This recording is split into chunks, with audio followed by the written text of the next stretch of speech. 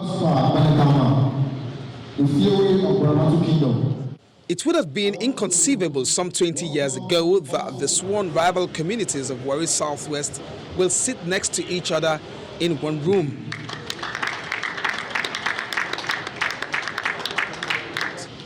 Elders, women and the young from the Ijaw Gbaramatu kingdom and their counterparts from the Itsekiri oil and gas producing communities on the same roof and are unanimous for a common good.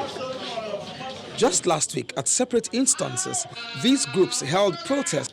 Those protests had one thing in common. They threatened to shut down all oil and gas installations in their communities if the federal government would accede to their requests. Our intention to exercise restraint should not be seen as weakness. Let it be known, we will shut down all these oil installations. Those demands have not changed.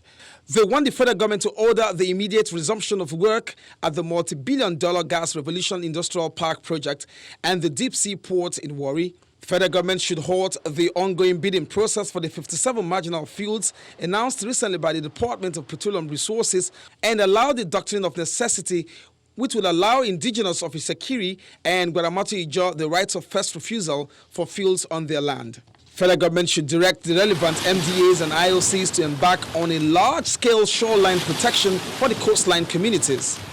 Federal government should institute process for the facilitation of the abandoned age-long Omidano Excavos Koko Ogbeye Road project.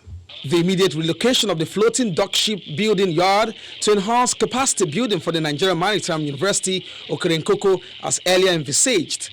And finally, they want the federal government to instruct the Nigeria Ports Authority through the Ministry of Transport to dredge the Excavos Bar mouth in order to enhance the usage of Warri, Koko, Burutu and Sapele ports in Delta State.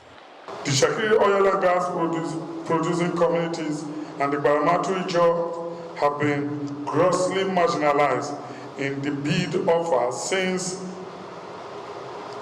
the discovery of crude oil in our homeland. One of the installations on this oil-rich coastal community is the $10 billion Excavos gas-to-liquid plant. From last year's projection, it has the potential to yield 2 billion naira yearly into the Federation's account. The threats, the agitators believe, can be assuaged if given some listening ears by the authorities.